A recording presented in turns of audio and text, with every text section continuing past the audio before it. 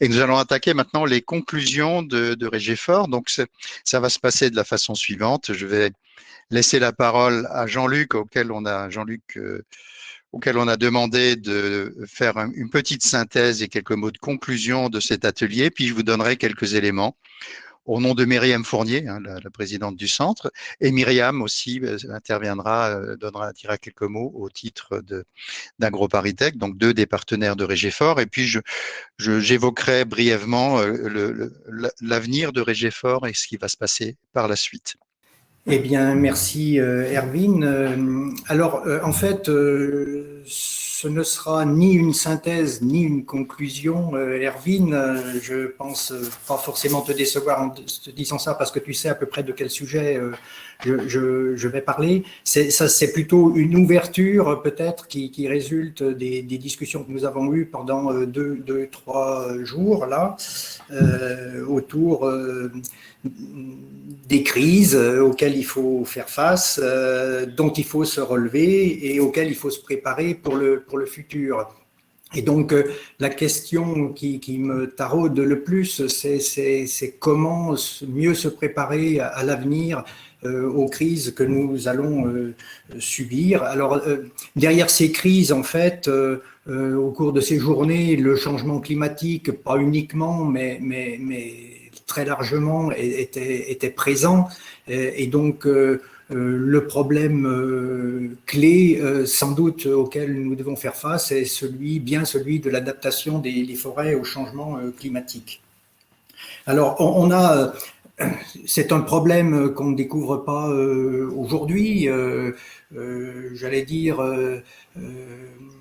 la recherche l'a mis sur le devant de la table à l'occasion notamment du projet Carbophore qui s'est déroulé de 2001 à 2004, mais ceci résultait déjà de réflexions qui avaient commencé dès les années 90 en fait. Et donc depuis, on a beaucoup évolué, on a créé un réseau mixte technologique à force pour réfléchir aux outils et méthodes à proposer aux gestionnaires. Les documents de politique publique s'en sont saisis, donc le programme national de la forêt et du bois traite largement de l'adaptation à côté de l'atténuation. Il a une dimension stratégique, mais j'allais dire, il n'est pas vraiment une stratégie d'adaptation. Le plan d'adaptation au changement climatique, qui lui est plus général, mais qui avait des fiches forestières, n'est pas non plus pour la forêt une stratégie d'adaptation au changement climatique. Alors il traitait au départ de façon séparée les incendies de forêt, des aspects plus liés à la biodiversité, des aspects plus liés à la bioéconomie, quelques aspects également sur la connaissance et l'innovation. Mais il méritait d'être décliné de façon plus transversale. La stratégie nationale bas carbone est une véritable stratégie, mais prend en compte essentiellement l'atténuation et se préoccupe peu d'adaptation. Donc il y a eu tout le travail récent de la feuille de route pour l'adaptation des forêts au changement climatique qu'on ne peut que saluer, qui marque un progrès certain. Mais qui n'est pas vraiment une stratégie nationale d'adaptation. Je vais essayer encore une véritable stratégie nationale d'adaptation. Je vais essayer de vous le démontrer. Bon, il y a eu également le rapport parlementaire d'Anne-Laure Cattelot, donc qui traite énormément ce sujet-là, et tout ça mérite de déboucher vers une stratégie nationale d'adaptation, ce qui est d'ailleurs débattu donc au sein du Parlement, dans le cadre de la loi climat. Alors ce graphique-là, vous le connaissez bien, c'est le contexte futur du changement climatique. Alors peut-être n'avez-vous pas l'habitude de le voir jusqu'à l'année 2300. Moi, je l'aime bien sous cette forme-là parce que c'est plus à l'horizon forestier. Alors peut-être pas jusqu'à 2300, mais jusqu'à 2150 ou 2200. C'est intéressant de voir un petit peu plus que uniquement 2100. Donc, on a des possibilités de réchauffement très, très importants. Les accords internationaux, donc les accords de Paris, essaient de nous désigner le scénario RCP 2.6 en bleu foncé en bas, qui limiterait le réchauffement à 1,5 ou 2 degrés depuis l'ère pré-industrielle. En fait, les États ont fait savoir chacun dans le cadre de la conférence de Paris ce qu'ils étaient prêts à faire, et quand on additionne ces efforts, on obtiendrait plutôt la courbe bleue du scénario RCP 4.5. Et on n'est cependant pas certain de ne pas aller vers un scénario 6.0 qui, lui, ne va que jusqu'en 2100 sur ce graphique en orange, ou un scénario RCP 8.5 sur la trajectoire duquel on se trouve plutôt situé aujourd'hui et qui nous emmènerait vers un monde inconnu dans les siècles à venir. Alors, en fait, dans ce contexte incertain, la stratégie d'adaptation a du mal à s'insérer. Donc, si je prends les accords de Paris, qu'est-ce qu'ils nous disent? Ils nous parlent de l'adaptation.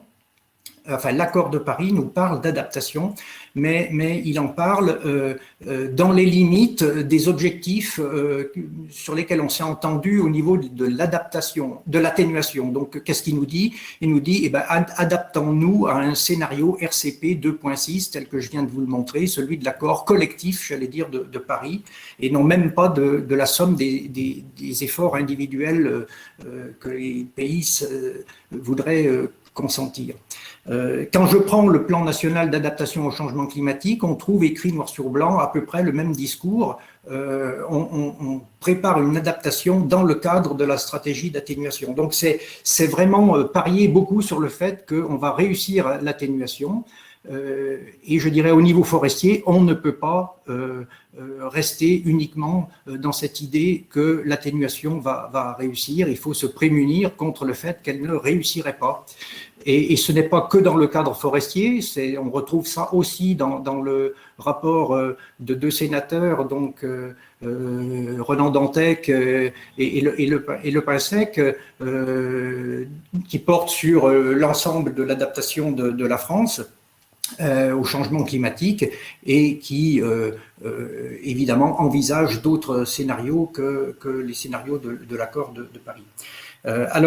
Donc au niveau forestier, ce qui nous manque, c'est sans doute de se fixer par rapport à ces scénarios, parce que le problème, c'est pas de savoir ce qu'on ferait si on était dans tel scénario ou dans tel autre, c'est le fait de savoir ce qu'on fait maintenant, compte tenu du fait qu'on ne sait pas dans quel scénario les peuplements vont pousser dans le futur.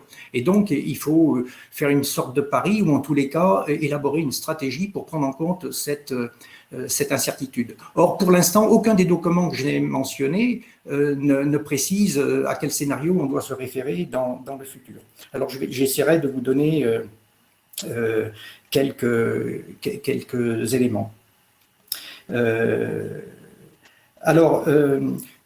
Un point peut-être liminaire dans une stratégie d'adaptation, c'est de discuter de l'équilibre, de l'arbitrage à faire entre atténuation et adaptation. Alors, il y a une chose qui est certaine, c'est que si les peuplements ne sont pas adaptés, on va passer à côté aussi de l'atténuation. Alors, il y a un aspect temporel, évidemment, à prendre en compte, mais donc, je considère que l'adaptation est une forme de préalable à l'atténuation. Par ailleurs, on a mis beaucoup l'accent sur l'atténuation jusque-là, et on a eu des présentations, enfin une présentation au moins au cours des ateliers qui nous l'ont bien montré. C'est intéressant, mais finalement, le secteur forêt-bois ne va pas changer grand-chose au niveau de l'atténuation du changement climatique en général, qu'on adopte une stratégie de séquestration ou une stratégie de substitution et de bioéconomie, finalement, le bilan carbone ne va pas être énormément chamboulé. Et divers articles scientifiques disent la même chose, parfois avec des visions assez différentes. Donc, il faut s'intéresser à l'atténuation. Il faut veiller à ce qu'on ne fasse pas payer à la forêt et à sa gestion durable tous les pots cassés de décisions qui ont été prises dans d'autres secteurs ou à un autre niveau. Et il faut veiller à gérer durablement les forêts et à donc les adapter au changement climatique. Et donc l'adaptation, à mon avis, devrait retrouver une certaine forme de priorité dans les discussions, même si, encore une fois, l'atténuation est importante, notamment dans le cadre de la multifonctionnalité. Alors la multifonctionnalité, elle participe aussi de l'adaptation. Quand on regarde la feuille de route sur le changement climatique, la multifonctionnalité apparaît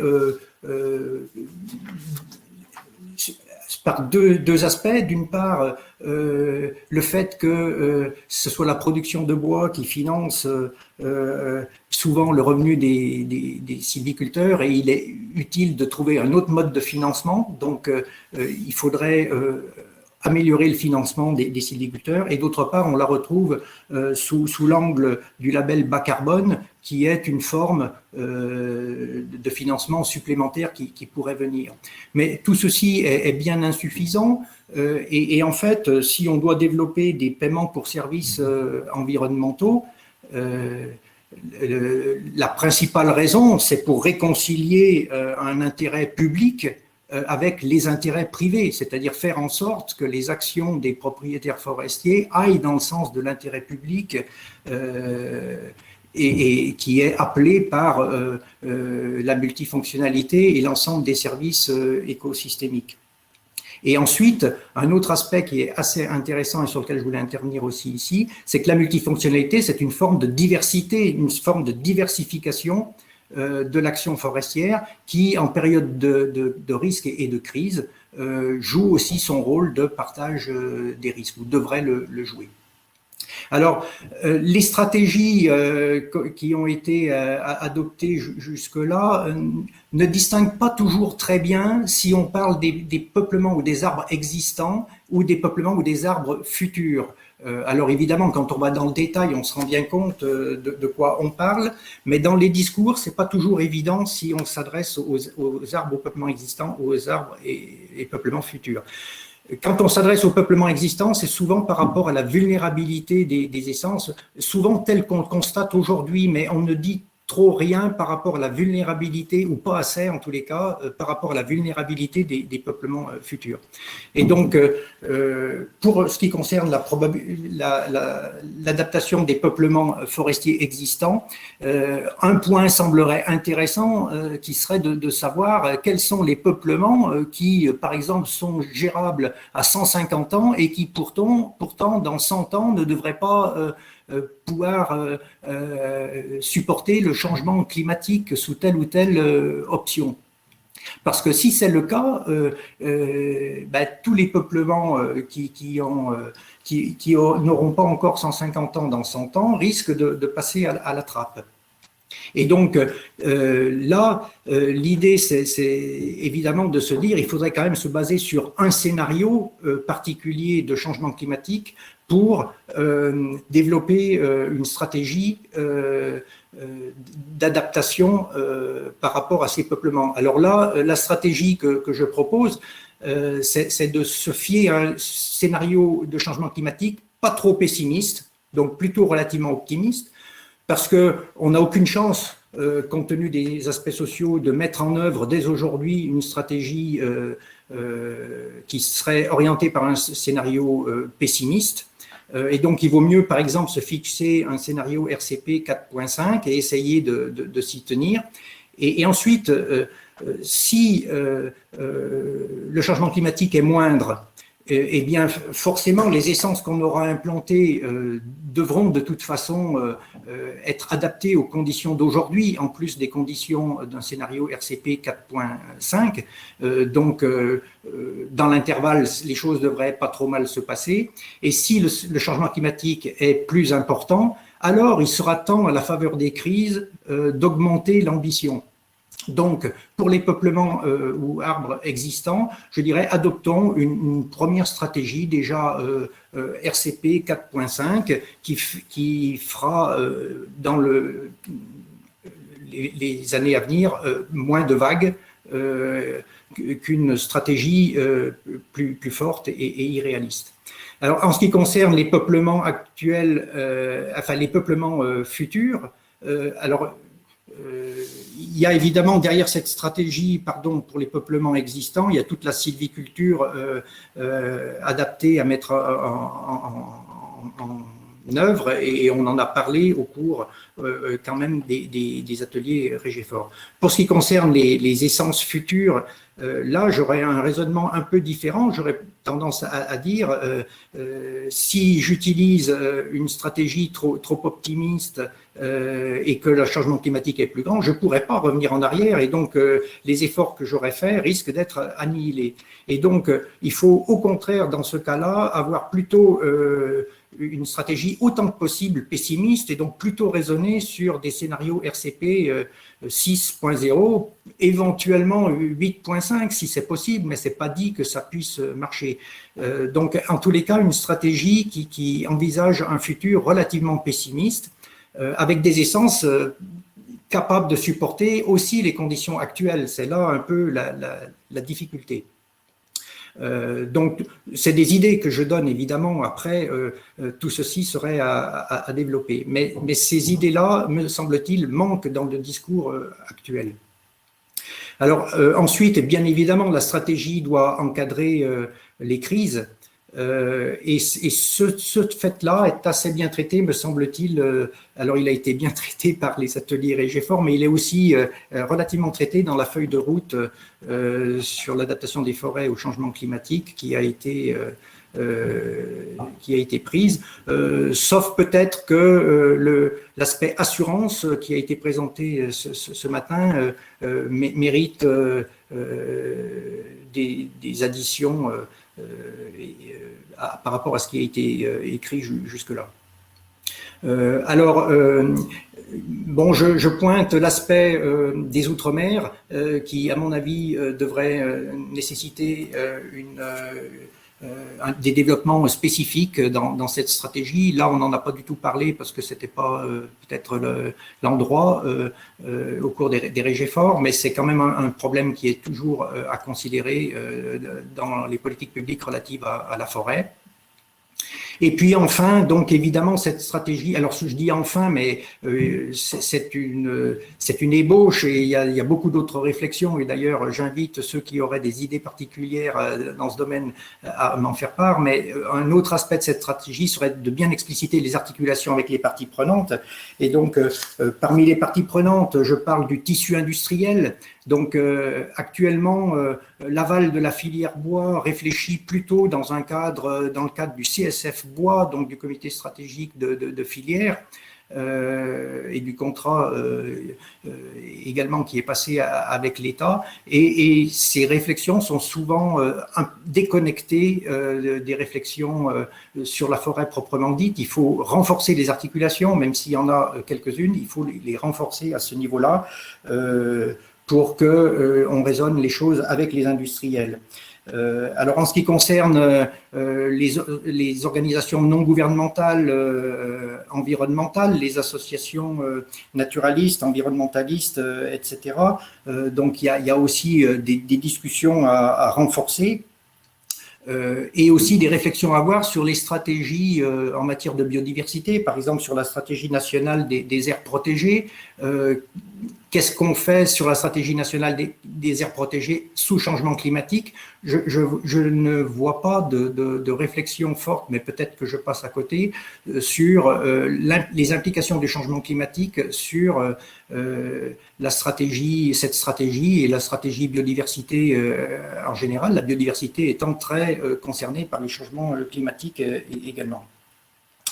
Alors, il y a également dans les parties prenantes les chasseurs, donc qui ont bien identifié aussi dans la feuille de route, évidemment. Il y aurait les collectivités locales également. Et puis enfin, mon dernier point sur la recherche, expertise et l'innovation, bien évidemment. Alors, je note qu'on parle beaucoup d'expérimentation. Et donc, on a besoin effectivement de tâtonner, de savoir où on va. Donc, c'est un élément important de la stratégie. Par contre, ça ne peut pas être la totalité de la stratégie. Or, l'expérimentation, souvent, c'est le refuge dans lequel on va pour le changement climatique. Et il faut se persuader du fait que ça ne suffit pas. Donc, les recherches doivent aller au-delà de l'expérimentation. Donc, je pense aussi qu'elles doivent souvent s'articuler mieux avec de l'expertise, parce que il y a des éléments, des expertises ou de la prospective, parce qu'il y a des éléments que le chercheur ne peut pas intuiter aussi facilement pour le futur et qu'il faudrait quand même prendre en compte. Et puis, il y a le problème donc de toute la prise de risque pour l'innovation qui a été débattue dans le cadre du dernier atelier que vient de rapporter Frédéric Bonin. Et ce problème de la prise de risque, comment on la suscite et comment on la finance peut être un aspect intéressant donc pour l'innovation à faire pour le futur. Voilà donc quelques idées que je laisse sous la table de façon en espérant que ça puisse se développer, que ça vous aide à réfléchir pour le futur. Et encore une fois, je suis preneur de toutes les réflexions en aval que vous pourriez avoir pour essayer de faire progresser cette réflexion. Je vous remercie pour votre attention et bonne excursion en forêt. Merci beaucoup, Jean-Luc. J'ai une question là sous les yeux qui était autour du choix du RCP 4.5 qui semble un peu optimiste parce que les prémices du 6e rapport du GIEC semblent bien plus alarmistes. Alors, tu en as parlé un peu hein, des choix des différents scénarios, mais effectivement au sein du RCP 4.5, tu es plutôt dans le scénario optimiste, moyen ou plutôt pessimiste? Ben oui, donc c'est bien ce que j'ai dit. En fait, les scénarios, il faut tous les considérer, mais ce que j'essaie de faire, c'est de serrer un peu la réflexion en disant si on s'intéresse au peuplement existant et qu'on part sur le scénario 6.0, il faudrait immédiatement multiplier par 4 les prélèvements en forêt, si tu veux. Parce que sur la base d'un scénario 8.5, il y a beaucoup des peuplements actuels qui n'iront pas à terme. Donc, il faudrait commencer à étaler leur régénération, leur renouvellement sur une période très, très courte et donc à un niveau bien supérieur à celui qui est actuellement développé. Donc, c'est une réflexion basique d'aménagiste forestier, en fait. Et je trouve que ce raisonnement d'aménagement forestier, il ressort pas assez dans les réflexions actuelles sur l'adaptation des forêts. C'est pour ça que j'essaie de le développer. Donc, dans ce cas-là, des peuplements existants, on n'a pas les moyens, en fait, ça serait irréaliste. Donc, ce que je dis, commençons par amorcer le mouvement et après, si le changement climatique est vraiment plus grand, il y aura des crises et les crises faciliteront le fait d'augmenter cette ambition. Donc c'est une vraie stratégie là que je propose. Par contre, pour les peuplements futurs, je dis l'inverse. Je dis regardons plutôt des essences qui puissent supporter des réchauffements plus grands en plus du réchauffement du climat actuel. Donc je prends bien l'ensemble des scénarios, simplement je propose une méthode en fait pour les prendre. Et puis j'ai sous les yeux aussi un commentaire hein, qui fait référence à un sujet qui n'a pas trop été traité, c'est celui des points de bascule et des incertitudes qu'on a autour des points de bascule dans les scénarios climatiques. Je pense que c'est pas, on va pas redévelopper ça, mais effectivement, ce risque d'arriver à des points de bascule dès qu'on va dépasser les 2 degrés, puisqu'ils ont été identifiés un peu comme la limite vers des systèmes où dans lesquels les modifications deviennent cette fois-ci totalement irréversibles, c'est quelque chose d'important. Mais on va en rester là parce qu'effectivement, c'est un débat et je vois la richesse dans le chat aussi des échanges. On pourrait encore y passer beaucoup de temps. Merci en tout cas, Jean-Luc, d'avoir fait cet exercice au pied levé, parce que c'est pareil, on t'a sollicité au cours de Régéfort, et puis je pense que tu nous donnes une belle perspective de discussion. Donc je vais conclure, et puis peut-être que Myriam dira quelques mots aussi tout à l'heure. D'abord, je vais conclure un peu sur le bilan de Régéfort, non pas sur le contenu, mais sur comment ça s'est fait, et puis un peu, je vais vous donner quelques éléments. Et je dois avouer qu'on a un peu flippé pour l'organisation de Régéfort 2020 décalé en 2021 du fait du contexte sanitaire et du fait aussi des choix qui ont été faits. On a longtemps hésité, on a voulu le faire en présentiel de façon à favoriser les échanges, mais finalement on a décidé de le faire en virtuel à 100%. Et je dois reconnaître que certaines de nos, et en particulier de mes inquiétudes, n'ont pas été, ne sont pas révélées réelles, parce qu'on a réussi. Je pense que je suis personnellement impressionné par la qualité, la richesse des échanges qui ont été mis en place à travers ce système virtuel. Mais il est certain aussi que je pense que les éditions à venir seront sans doute un mélange entre du virtuel et du présentiel, parce que il faut quand même un peu de présentiel pour permettre des échanges informels et puis aller peut-être un peu plus loin que simplement les échanges sur le chat. Cette édition a connu une forte participation. Alors, je ne sais pas si c'est parce que nous avons fait une grosse pub ou parce que le sujet est intéressant. Et cette grosse participation, c'est aussi un fort intérêt des acteurs de la recherche, de la filière et de fortes interactions entre les deux. Je pense que c'est une des éditions Régéfort où nous avons eu le plus de participants non recherche dans les éditions récentes. Je dois dire aussi que un des échos, c'est qu'il va y avoir dans le Grand Est les assises de la forêt du Grand Est. Donc ça, là, on est dans un contexte purement régional. Mais c'est un complément, un écho des Régéfort, et les assises de la forêt Grand Est s'appuieront sur les travaux qui ont été faits ici, reprendront certaines des questions qui ont été présentées ici, et certains des acteurs ici seront aussi acteurs de cet événement régional. J'insiste beaucoup, et Jean-Luc sera certainement gré, sur la nécessité de produire un résultat concret, c'est-à-dire la publication dans la revue forestière française. Et j'insiste aussi sur le fait que la revue forestière française sera en accès libre intégral et est un journal qu'on appelle diamant dans le jargon des maisons d'édition, c'est-à-dire un journal dans lequel il n'y a pas de coût de publication et il n'y a pas de coût pour accéder aux informations en ligne. Donc, on vous relancera, tous ceux qui ont présenté et les animateurs d'ateliers, pour essayer d'avoir vos manuscrits, disons d'ici septembre-octobre, et d'essayer de publier ce numéro spécial d'ici le début de l'année prochaine. C'est Jean-Luc qui est le rédacteur en chef invité pour ce numéro spécial de Régéfort. Vous rappelez-vous ce que signifie Régéfort? Régéfort, c'est bien recherche et gestion forestière. C'est un acronyme qui a maintenant 15 ans, puisqu'il a été lancé en 2007. Et Régéfort, c'est bien une activité partenariale qui mobilise 4 partenaires, 3 nancéens ou lorrains et 1 national. Les 3 nancéens, c'est bien INRAE, AgroParisTech et l'Université de Lorraine. Et puis le national, c'est toujours été le JP Ecofort qui donne cette dimension.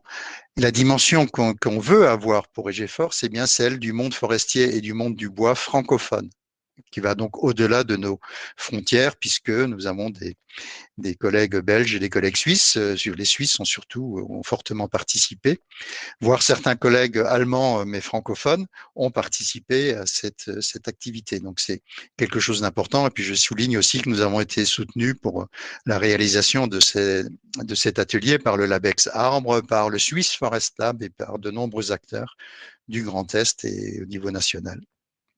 Donc la question se pose du quid des prochains RégéFort. La première question, c'est quand?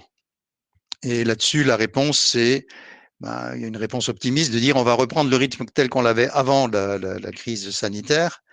Et puis une réponse un peu plus réaliste en disant, bon, peut-être qu'en se donnant 2 ans pour réaliser la prochaine édition, ce sera peut-être un peu plus facile. Donc on prendra une décision bientôt et on vous la fera savoir. Mais il y a des chances que ce soit au plus tard, disons qu'il y ait un nouveau RégéFort en 2023. Et la question qui suit immédiatement après, c'est celle du thème de ces RégéForts. Alors, évidemment, c'est pas aujourd'hui que nous allons décider et fixer le thème de la prochaine édition de RégéFort, mais nous avons quand même quelques petites idées. Je vais vous les lister et puis nous allons vous consulter, je pense, dans le courant de l'été pour avoir des remontées sur des sujets que vous voudriez voir abordés. Dans les idées qui ont un peu émergé aussi au travers de l'atelier à venir, peut-être que la première, c'est quelque chose qui pourrait s'appeler les sciences forestières en société, c'est-à-dire une nouvelle pratique des sciences forestières, les nouvelles modalités d'implication des acteurs, et puis en donnant des exemples et quelques résultats. Je dois avouer qu'une réaction que m'a fait parvenir Michel Badré dans ce sens-là aussi, de dire, mais attendez, ouvrez-vous plus vers la société et pas simplement vers les acteurs du monde forestier ou du monde du bois, c'est quelque chose d'important et c'est pas simplement cosmétique. Nous avons eu une présentation de FNE qui était très intéressante, mais c'est resté quand même un dialogue entre les chercheurs et le monde de la forêt, avec quelques ouvertures peut-être un peu limitées. Là, carrément, il s'agirait d'un changement de paradigme dans la façon de mener les recherches, et c'est quelque chose qui pose effectivement de nombreuses questions et de nombreux projets dans la recherche forestière. Ça serait une première idée à creuser, à développer et peut-être à retenir, et on verra bien. Une deuxième idée, c'était autour de la bioéconomie forestière. Alors, tout de suite en précisant une bioéconomie qui soit durable, qui soit circulaire et qui soit inclusive. Inclusive dans le sens qu'elle ait une implication sociale forte et qu'elle contribue à résoudre aussi des problèmes sociaux. C'est autour du développement de nouvelles filières, de voir comment ces nouvelles filières peuvent répondre aux injonctions, pas aux injonctions, mais aux enjeux que posent les changements climatiques, de comment ça se positionne par rapport au Green Deal européen qui est en cours d'évolution, et de voir aussi comment ça se positionne par rapport à la stratégie européenne des forêts qui est en cours de discussion, qui émergera d'ici là.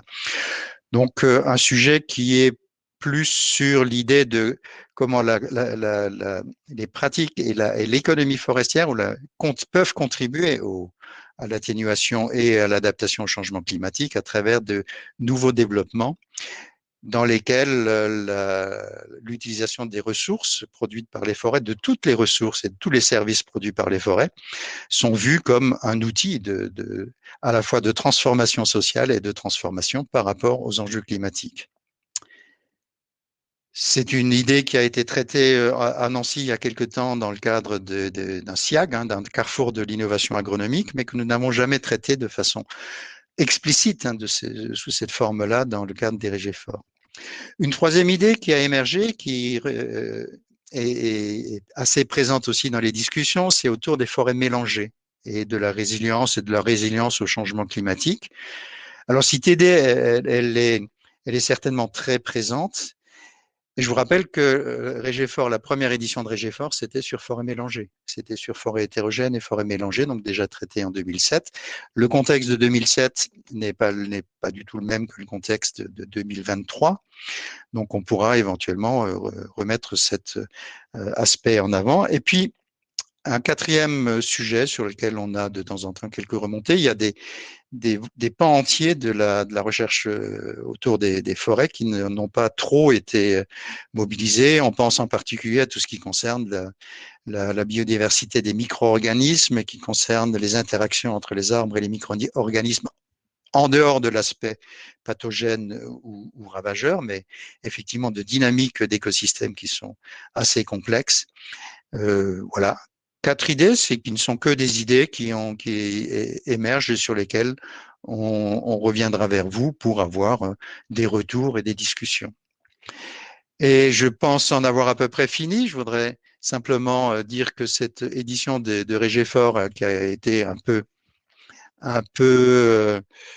acrobatique, hein, puisque nous l'avons repoussé, elle devait avoir lieu en juin l'an dernier, nous l'avons repoussé d'1 an et nous espérions la faire en présentiel et nous l'avons fait entièrement en distanciel. Je pense que c'est important qu'on maintienne cette idée de Régéfort et qu'on maintienne ce processus et puis que effectivement ça devienne un des événements un forum hein, à l'échelle du monde francophone autour des forêts et peut-être avec un peu plus d'implication des gens de la filière et des gens du bois et de la valorisation des produits.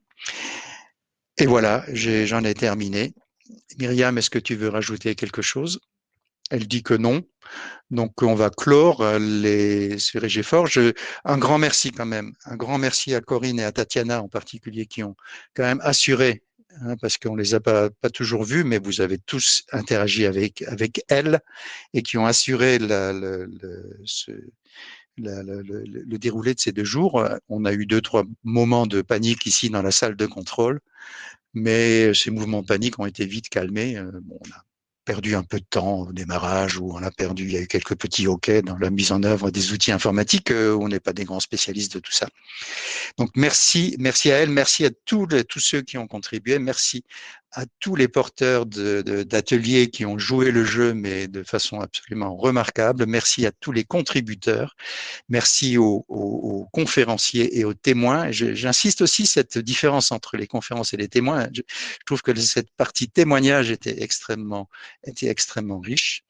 Et puis, merci aussi à la, à la communication des différents organismes qui nous a bien aidés pour faire diffuser ces idées.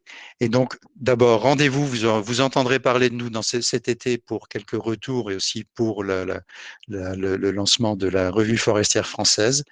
Et puis, voilà, Régéfort, c'est une aventure qui a commencé en 2007 et qui va certainement se poursuivre, même si certains des porteurs de Régéfort du départ seront à la retraite, sont ou seront à la retraite.